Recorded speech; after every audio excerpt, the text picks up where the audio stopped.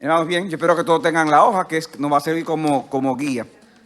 En nuestra clase bíblica de hoy y del próximo domingo, nosotros vamos a estar compartiendo el tema de el discipulado, ayudando a otros a seguir a Jesús. Y quiero reconocer, hermanos, que tanto para el título de este libro como para algunas de las ideas, muchas de las ideas que estaremos compartiendo, yo voy a estar utilizando este material de Mark Dever, que se llama a sí mismo Discipular, cómo ayudar a otros a seguir a Jesús, y que sé que algunos poseen este libro.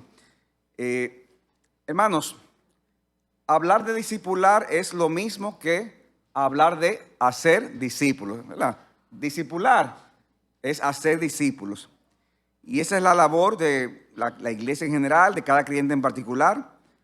No es algo opcional el hecho de hacer discípulos. Hermanos, ¿qué dice la Gran Comisión? Mateo capítulo 28. No sé si el micrófono anda por ahí, pero si no anda por ahí, es bueno que lo tengan. Mateo capítulo 28, versículos 18 al 19. Lo voy a leer porque como todavía no está el micrófono. Dice así, nuestro Señor dice: acercando Jesús les dijo a los discípulos: toda autoridad me ha sido dada en el cielo y en la tierra. Vayan pues y hagan discípulos de todas las naciones. Hermanos, ¿qué nos manda Cristo en su palabra? ¿Qué le dijo a sus discípulos antes de irse? Vayan pues y hacer discípulos a todas las naciones. O sea que eso es un mandato que el Señor nos lo dejó. Imagínense, hermanos, cuando uno se va de este mundo y tiene la oportunidad de hablar, normalmente las cosas que va a decir son cosas, ¿verdad?, muy importantes. Cristo, antes de irse de este mundo, una de las últimas cosas que dijo fue: miren, vayan y hagan discípulos a todas las naciones. O sea que, ¿es importante o no es importante? Es importante. Aunque lo hubiera hecho en cualquier momento, pero imagínense, lo dijo antes de irse de este mundo. Y lo animó diciendo: y no se preocupen, que yo voy a estar con ustedes todos los días hasta el fin del mundo. O sea que yo quiero que veamos hoy la importancia del discipulado y la iglesia local y el discipulado. Y Dios mediante, el domingo que viene vamos a ver algunas maneras prácticas de hacer el discipulado. Cuando pensamos en el discipulado, hermanos, nosotros debemos de recordar que el discipulado es parte de la obra, que el discipulado parte de la obra que hizo Jesucristo a favor de pecadores.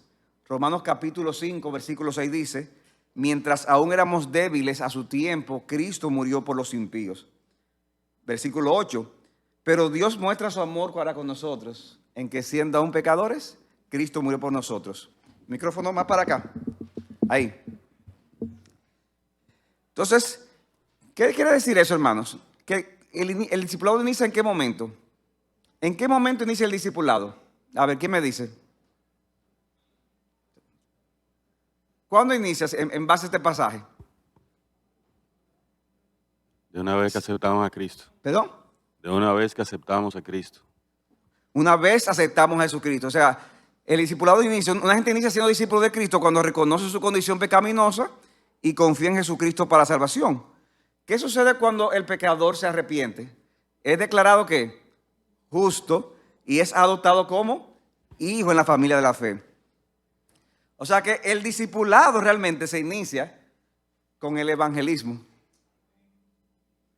Pastor Dios, ¿no te dijo eso en un momento de la clase? Ok, muy bien.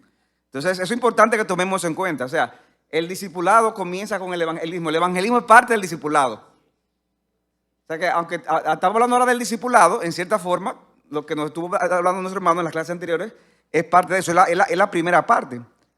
Ahora, el discipulado apenas inicia cuando el pecador se arrepiente y confía en Jesucristo para la salvación. Él mismo debe ser guiado, dice Mateo 28, a dos cosas más. ¿Cuáles son las dos cosas que dice el texto en Mateo 28? Yo quiero que alguien me diga, porque quiero que ustedes vean el texto, por el texto mismo ustedes se den cuenta. ¿A qué dos cosas manda Cristo en la Gran Comisión? Exacto, nos manda a salir, pero ¿para hacer qué con las personas, hermano Kenneth? Bautizarles y enseñarles. O sea, la persona debe ser llevada a una identificación pública con Cristo y su iglesia a través del bautismo, y debe ser enseñado a vivir conforme a la voluntad de Dios. Vayan pues y hagan discípulos de todas las naciones, bautizándolos. O sea, ¿cómo vamos a ser discípulos? Bautizándolos En el nombre del Padre, del Hijo y del Espíritu Santo, y enseñándoles, ¿a quiénes? A esos que ya son creyentes, que han sido bautizados, a guardar todas las cosas que yo os he mandado. Ahora, hermano, el bautismo, ¿cuántas veces ocurre en la vida de una persona? Se supone que debe ser una vez, ¿verdad? Pero el enseñar a guardar todas las cosas que Jesús nos ordenó, hermanos, eso es un proceso permanente. En vista de la realidad de lo que hizo Cristo por nosotros, los cristianos ahora viven para Cristo, para Él. 2 Corintios 5:15 dice, y por todos murió para que los que viven, ¿cómo dice el texto? Ya no vivan para sí, sino para aquel que murió y resucitó por ellos. Ahora, hermanos, ese estilo de vida del que se habla aquí no es un estilo de vida que ocurre de una manera automática, en la que, ay, me convertí de repente, óyeme, y yo por mí mismo estoy haciendo todo. No, hay algo, claro, que Dios pone en el corazón, pero se necesita, según este pasaje y otros pasajes, traer ¿qué? Instrucción, y se necesita traer estímulo. Instrucción y estímulo. Así como modelar un ejemplo para el creyente. O sea, no solamente decir, mira, haz esto, aquello, lo otro. No, yo tengo que, esos creyentes, esos nuevos discípulos necesitan ver un ejemplo en aquello que le están mandando a hacer cosas. Y ese modelo va a ayudar a los creyentes a saber cómo cumplir los mandamientos, cómo darle muerte a sus pecados, cómo ejercitar aquellas características de ese nuevo hombre. Y cuando hacemos esas cosas, estamos haciendo ¿qué? Estamos haciendo la labor del discipulado, estamos haciendo discípulos. O sea, hermanos, que el llamado del Señor es que los discípulos, oigan esto, el llamado del Señor es que los discípulos de Cristo hagan ¿qué? Discípulos de Cristo. Los discípulos, ¿a qué estamos llamados a ser discípulos? Y esto no es algo opcional, sino que es un mandamiento que asume que nuestro mayor deseo, ¿cuál será con las personas? Que esas personas estén caminando en la verdad de Dios, que estén caminando en la verdad de Dios. Miren, hermanos, piensen en esto. No mostrar ningún interés por ver que otras personas puedan estar andando en la verdad es un descuido, es un pecado, y a la vez es una señal preocupante de una persona que se llame cristiano. O sea, que ese no sea tu mayor deseo para con otro, es una señal preocupante. Dice 2 de Juan, versículo 4, el apóstol dice, yo no tengo mayor gozo que este. ¿Cuál? Saber que mis hijos andan en la verdad. Yo no tengo mayor gozo que este. ¿Qué es aquello que te llena de mayor satisfacción para con un hijo? ¿O para con un papá, un hermano, un amigo? ¿Sabes que a veces yo escucho padres, personas que profesan ser creyentes y cuando hablan tal vez de sus hijos, de otras personas, se sienten muy orgullosos acerca de sus logros. Y no es que está mal, ¿verdad? El hecho de, reconocer las capacidades que Dios le ha dado a mi hijo, los talentos, los reconocimientos que tiene. Eso no está mal. De hecho, eso viene de Dios. Y en ese sentido, eso está bien. Pero hermanos, como creyentes, nuestra mayor satisfacción para con los nuestros debe ser que ellos anden en la verdad. Porque si esa no es nuestra mayor satisfacción, entonces hay un problema en nuestro corazón. Porque ¿de qué le vale al hombre ganar al mundo entero y si pierde su alma? Y eso es importante tener eso en cuenta. ¿Sabe por qué? Porque cuando de repente no tenemos eso tan claro, podemos descuidarnos en cuanto a lo que esa persona más necesita. Porque estamos muy contentos de que le está yendo bien, de que es muy destacado, muy inteligente, sabe salirse con la suya. Y no vamos a estar orando como debiéramos, y no vamos a estar pendientes para darle testimonio, ya sea con nuestra boca, con nuestra vida. El mayor gozo de un creyente para con otros, sean familiares, amigos, lo que sea, es que anden en la verdad. Porque eso lo dice Juan, no tengo yo mayor gozo saber que mis hijos andan en la verdad. Y ese gozo de ver que mis hijos andan en la verdad, ¿comienza dónde? En la conversión. O sea, el mayor deseo es que se conviertan. Pero luego que se convierten, ¿cuál debe ser el mayor gozo? Que perseveren. Que en la medida que vemos que pasa el tiempo, oye, esa persona dijo que confesó a Cristo, pero se ha mantenido en el camino, y no solamente que se ha mantenido, sino que también da mayor gozo que uno lo ve creciendo en ese camino. Porque hay algunos que dicen que andan, pero o eso uno no sabe, pero qué mayor gozo es verlo dando fruto en ese sentido. El evangelismo es entonces la parte inicial del discipulado, aunque para los fines de esta clase, cuando hablemos de discipulado, mayormente lo vamos a estar usando en relación con lo que un creyente o una iglesia hace con otros creyentes para llevarlos a la madurez espiritual. Y es lo que, cuando en la iglesia se habla de discipulado, casi siempre se refiere a eso, como lo que se hace con el creyente. Evangelismo y discipulado. Ya sabemos que al final todo es parte del discipulado, pero para términos que no entendamos, se usan los términos así, evangelismo y discipulado de manera diferente, y el discipulado se usa principalmente para creyentes. La necesidad que tienen los cristianos de discipular y ser discipulados, hermanos, parte de una realidad. Yo voy a hacer esta pregunta. ¿Por qué necesitamos ser discipulados? Doña Carmen. Necesitamos conocer a Dios. Ahora, ¿qué dice eso de nosotros, el hecho de que necesitemos ser discipulados, doña Patricia?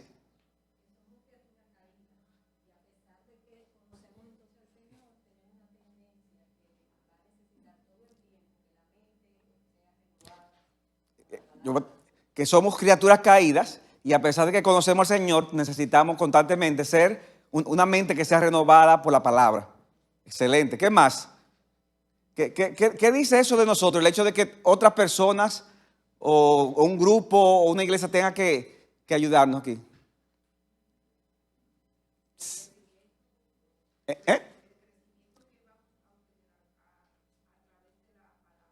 Por la necesidad de crecimiento que necesitamos a través de la palabra de Dios. Lorena. Porque solo no podemos y además, excelente, es un acto de humildad. Yo lo que estoy tratando de repetir cuando responden, si no llega el micrófono. ¿Qué más? Hay una palabra clave aquí que yo quisiera ¿qué dice de nosotros el hecho de que no? Necesitamos que otra gente, necesitamos ver otras personas haciendo las cosas correctamente. Mira un micrófono ahí.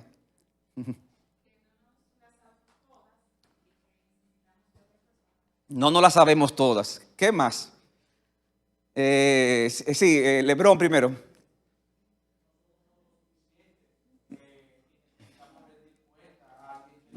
No somos autosuficientes, necesitamos rendir cuentas. Don Pedro. Necesitamos un modelo a seguir para que nuestra vida crezca a la influencia de los... Don Pedro, ya podemos terminar la clase aquí. Pero no hay que seguirla. O sea, eso dice de nosotros, claro, se conjuga en todo lo que se ha dicho, que somos seres influenciables. O sea, somos seres influenciables. Hermano, todos aquí, todos recibimos influencia, oigan esto, de las personas que nos rodean, de lo que vemos y de lo que escuchamos a través de los medios de comunicación. Oiga lo que le voy a decir, quiéralo usted o no lo quiera. Usted recibe influencia de la persona que lo rodea y de las cosas que usted ve a través de los medios de comunicación. Sea de forma consciente o inconsciente, mayormente inconsciente, pero usted recibe influencia. ¿Qué texto en Proverbios, hermanos, nos dice algo acerca de que tenemos que cuidarnos de esa influencia? Yo no sé si está en la hojita, porque de repente te estoy preguntando algo. Bueno, ahí está la cita. Sí, doña Patricia. Sí, fíjate en el Señor, fíjate en Jehová de todo tu corazón y no te apoyes en tu propia prudencia. Ahora, hay textos que son negativos, en el sentido que nos dice, cuídate de tal cosa. Un texto es, ahí está la cita, acerca del iracundo. Proverbios 24:22 dice, no te asocies con el hombre iracundo. ¿Eso no es? ¿Y cuál es entonces? ¿No está ahí? Pues búsquenlo porque para eso están ustedes ahí también, para que me ayuden. ¿Eso no es?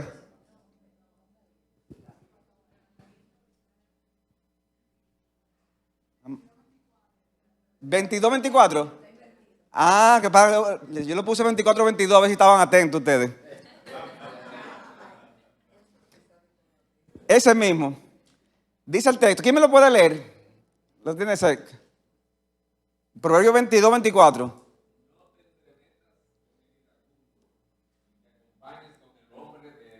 ¿Por qué? Porque, ¿para qué voy a estar al lado de esa persona? Simplemente por eso. ¿Qué dice? 25, ¿qué dice?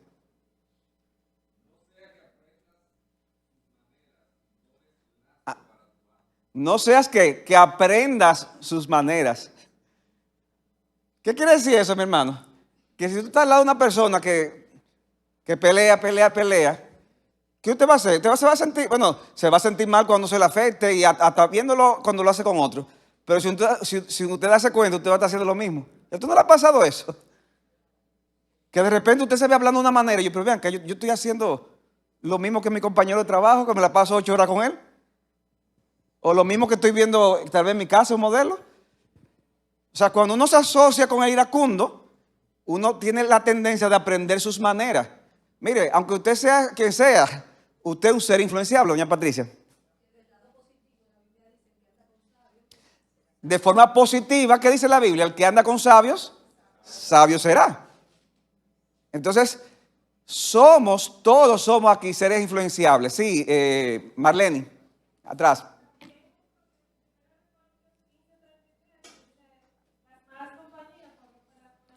Es un texto que yo lo tenía ahí también para decirlo en un momento. No es rey, las malas compañías corrompen la buena costumbre. Yo voy a decir algo de ese texto más adelante. Pero hermanos, también hay más pasajes en Proverbios que nos dan advertencia. Por ejemplo, dice, no te juntes con los malvados.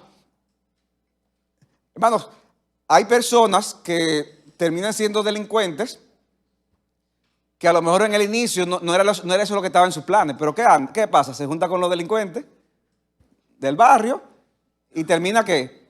Termina haciendo lo que no debe de hacer. O sea que no te juntes con los malvados. ¿Usted sabe qué dice la Biblia también? Que no nos debemos juntar. Dice con los que beben mucho vino y los que comen demasiado. No te juntes con el bebedor de vino, dice, ¿verdad? Ni con el comilón de carnes. ¿Por qué? Porque si tú te juntas con el borracho o con el glotón, al final puede terminar lo mismo. Hermano, ¿ustedes lo han visto eso alguna vez en su vida? Hay una gente que toma y tú estás ahí al lado, tú sabes, pero un poquito, nada más un poquito. Un poquito, y después yo te sabe, está que da pena. Y lo mismo con la comida. Y hermano, eso está en la Biblia, Somos seres influenciables.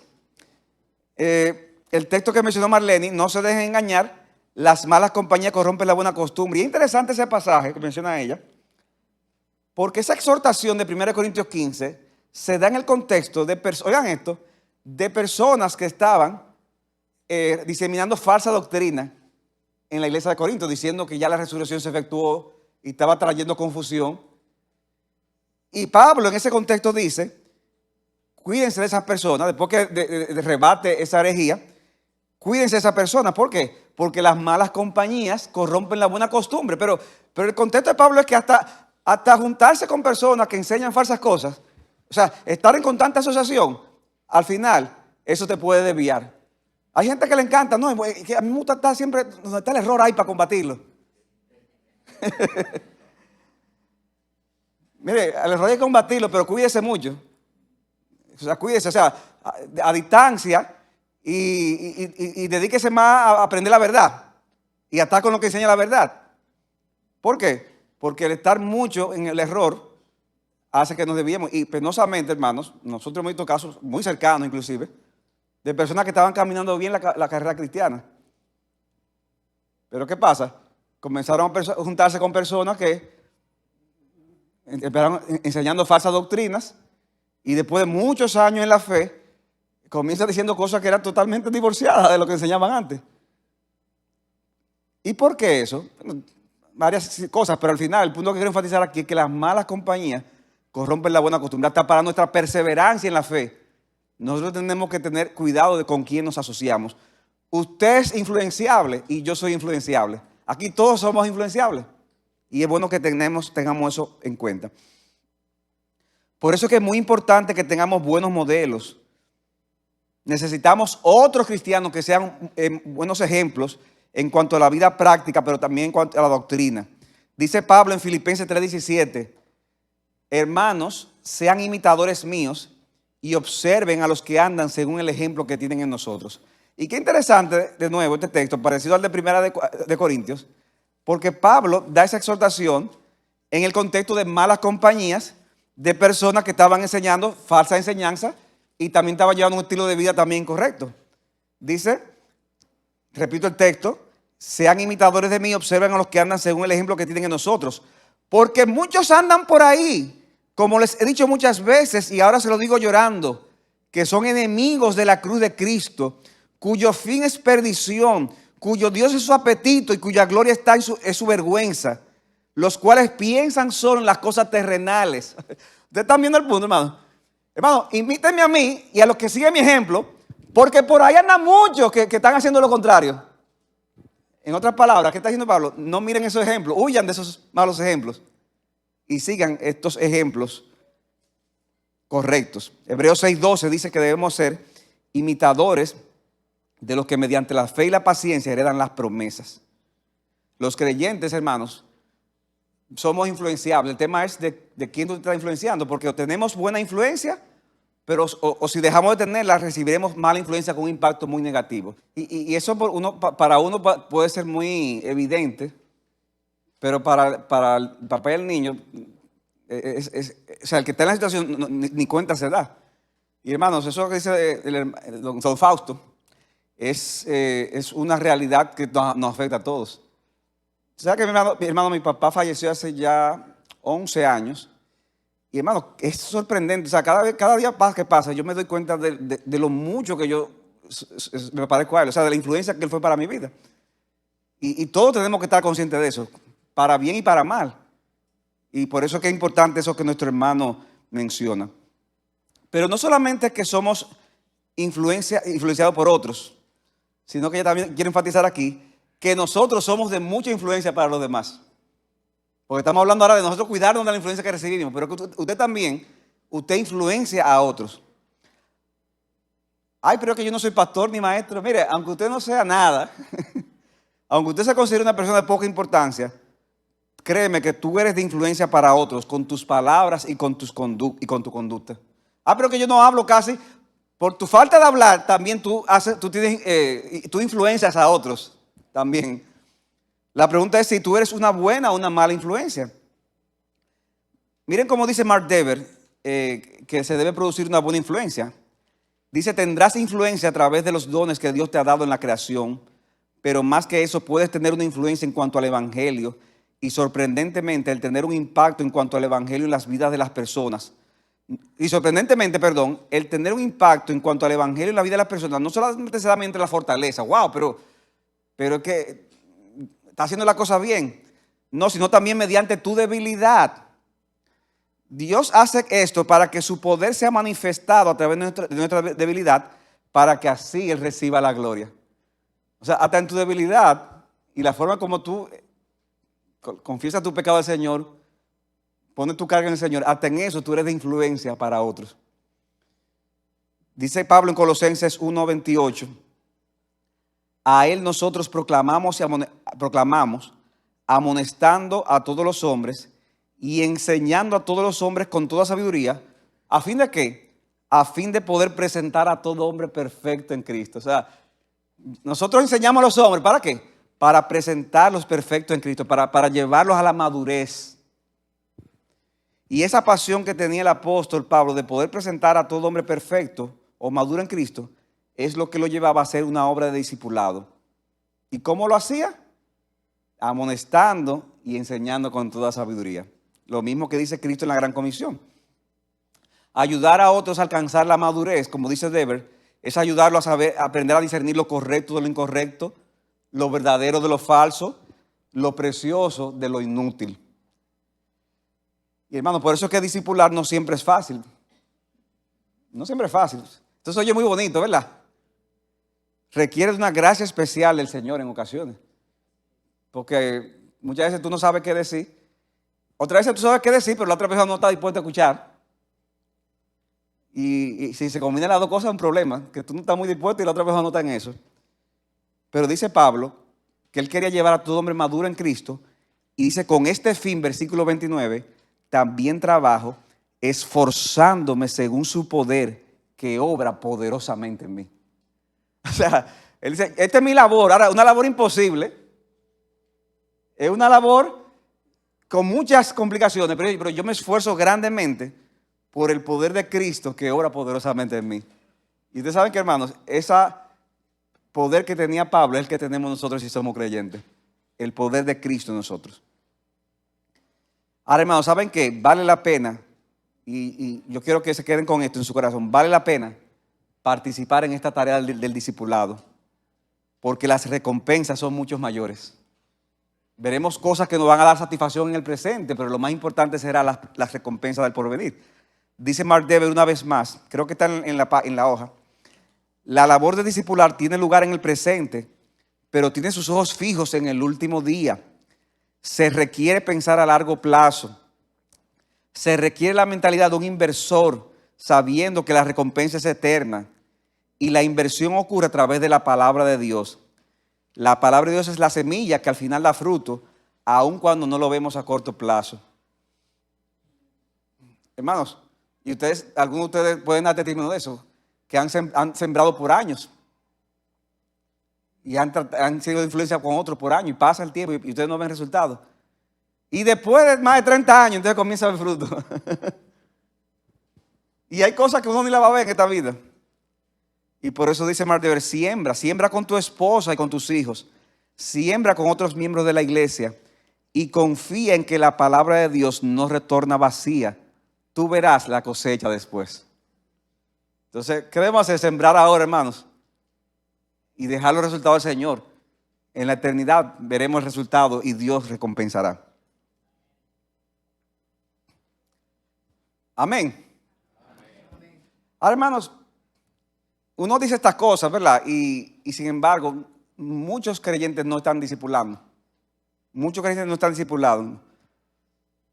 Y hay muchas razones por las cuales los creyentes no discipulan a otros. Vamos a ver. Algunas razones por qué un creyente no se pone eso de discipular, de estar ayudando a otros, de estar enseñando a otros, de estar dando el ejemplo a otros, de estar amonestando a otros. Alguna razón por la cual los creyentes no lo están haciendo, a ver. Entonces, por comodidad, fruto de la época que estamos, definitivamente. Pero al final, el centro de todo soy yo, al final. El hedonismo, como dice la hermana, el hedonismo. ¿No es así? ¿Qué otra razón? Vamos a ver, doña. No te sientes seguro, exacto. Pero, exactamente, esa inseguridad trae temor.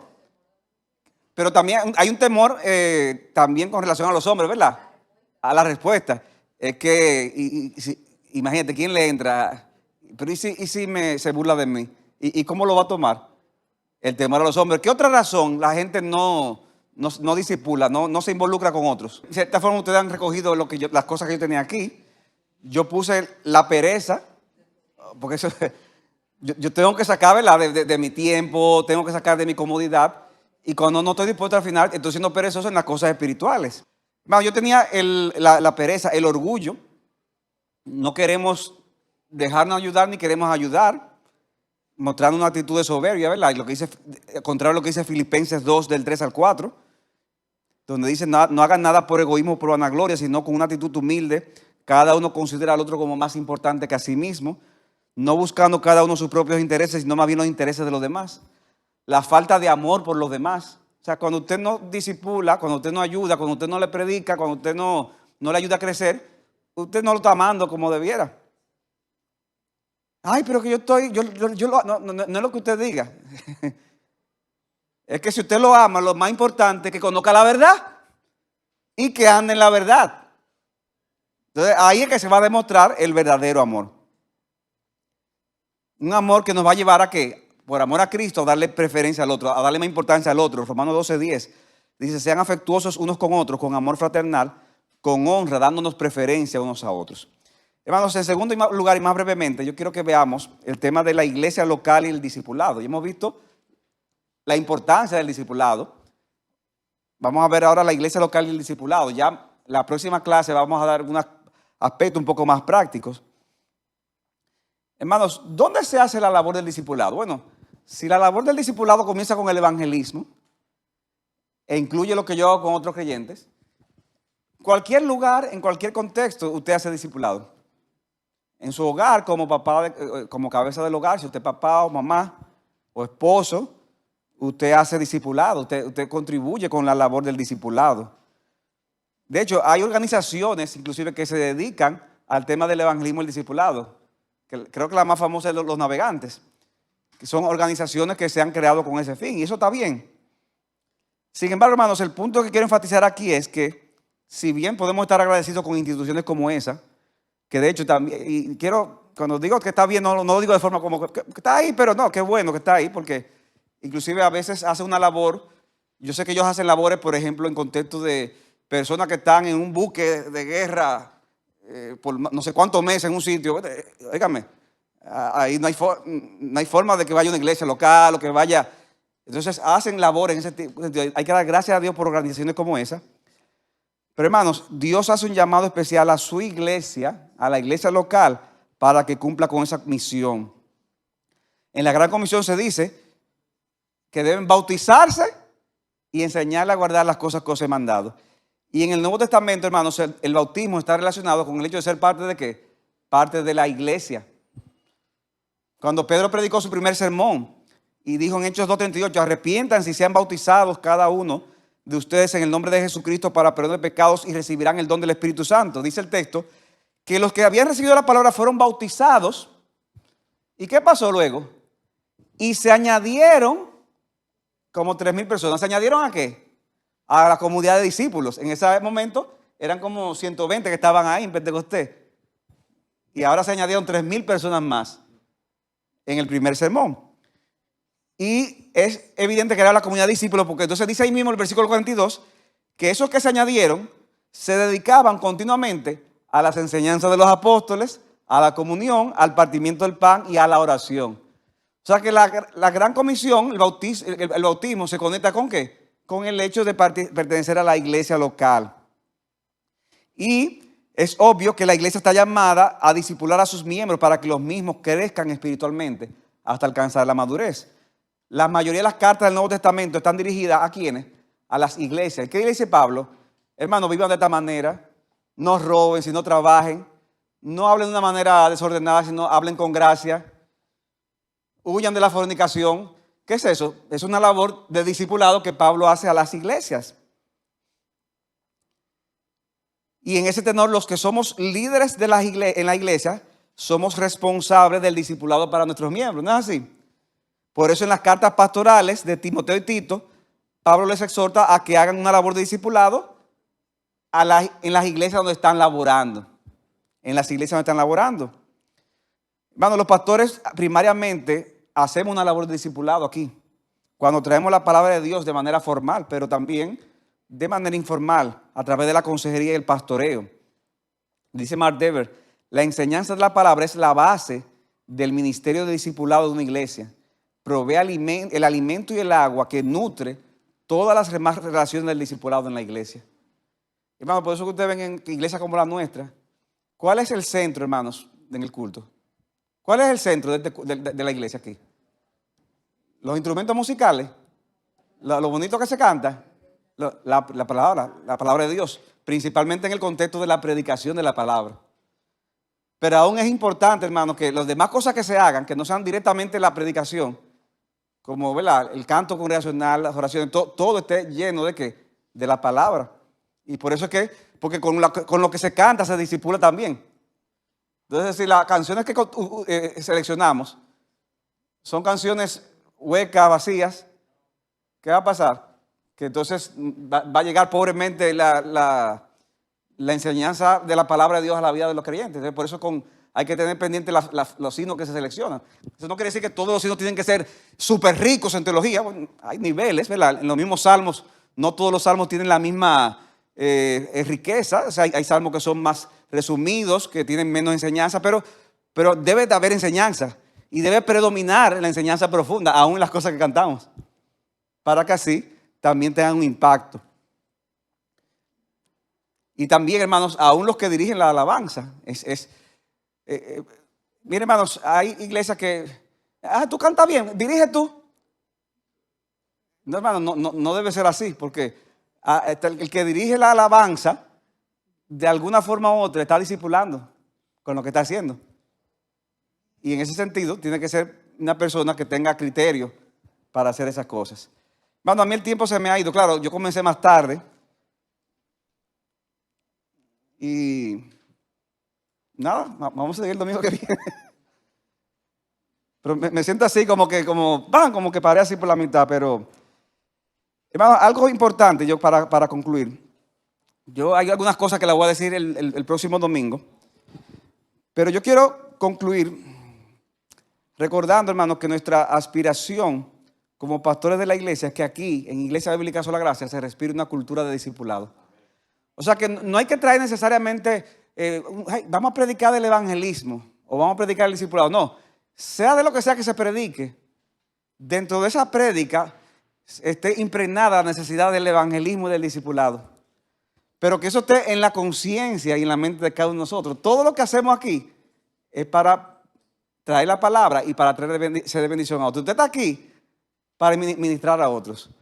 En la forma que usted adora al Señor, usted ministra a otros. Cuando usted ve a un hermano que se involucra a un hermano, usted está haciendo de instrumento para otros. La misión de Iglesia Bíblica Sola Gracia dice, glorificar a Dios. Ustedes lo tienen ahí en sus hojas. Vamos a repetirlo entre todos. 1, 2 y 3. Misión de BCG, glorificar a Dios, proclamando el evangelio a los perdidos en el poder del Espíritu Santo, haciendo discípulos semejantes a Cristo, que aman a Dios, se aman los unos a los otros y hacen discípulos semejantes a Cristo. ¿Y quién es que tiene que hacer eso? Usted y yo, todos nosotros, para la gloria de Dios.